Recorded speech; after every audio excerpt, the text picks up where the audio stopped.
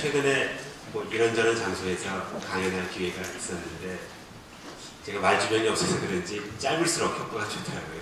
그래서 오늘도 사실은 짧게 하고 싶었는데 어쨌든 50분 시간이 주어졌으니까 좀 이렇게 지루할지 모르지만 뭐 열심히 들어주셨으면 합니다.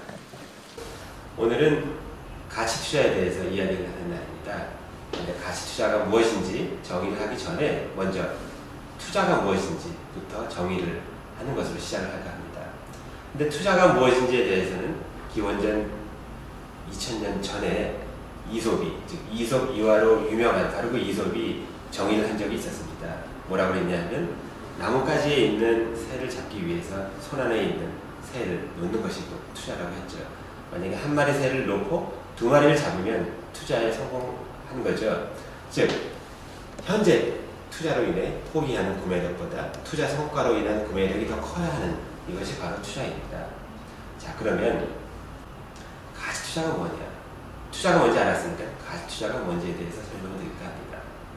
가치 투자라는 것은 사실 정의하기 나름이거든요. 아까 제가 투자가 무엇인지 말씀드렸는데 사실 투기가 아니면 다 가치 투자할 수도 있는 거죠. 그런데 우리나라 주식시장에서는 굉장히 좁은 범위로 가치 투자라는 용어를 쓰고 있는 것 같습니다.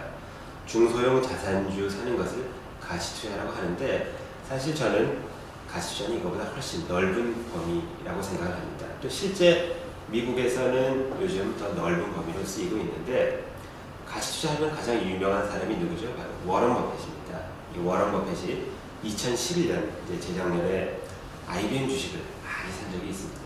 그런데 이 IBM 주식은 우리나라에서 정의하는 가치투자 정의에 의하면 사실은 가치투자와 정반대되는 그러한 회사입니다. 예를 들어서 IBM은 일단 초대형주죠. 중소형주가 아니고요. 또 그리고 IT 섹터에 속한 그러한 회사입니다. 그리고 IBM의 재무제표를 보면은 여기 화면에도 나와 있는데 재무제표상 유형 자산이 많지만 대부분이 영업권 같은 자산이고 실제 무형 자산을 뺀 실물 유형 자산은 거의 없는, 사실 자산이 거의 없는 회사입니다. 그런 의미에서도 자산주가 아니죠. 이 모든 면에서 우리나라에서 정의하는 그러한 개념으로는 가치투자가 아닌데 어느 누구도 미국에서 워런 버핏이 더 이상 가치투자를 안 하고 다른 투자를 한다라고 말을 하지 않죠. 즉 가치투자를 조금 넓은 범위 그런 의미로 사용을 하고 있는 것 같습니다. 예를 들어서 삼성전자도 우리나라에서 가장 큰 회사지만 삼성전자도 가치가 있죠. 가치가 얼마냐 물어보면 참 알기 어렵지만 주당 120만 원인지 150만 원인지 알기 어렵습니다. 하지만 800만 원은 아닐 거고 굉장히 너무 큰 숫자이기 때문에 그렇다고 또 20만 원도 아닐 것입니다. 하지만 어떤 범위는 있고 또 삼성전자가 아니라 모든 종류의 회사가 회사 크기에 관계없이 가치는 있는데 물론 가치 평가를 하는 데 있어서 중요한 요소는 다르죠. 예를 들어서 어떤 회사는 기술이 중요한 요소일 수가 있고 또 어떤 회사는 브랜드 가치가 중요할 수도 있고 또 어떤 회사는 그야말로 자산이 중요할 수 있습니다.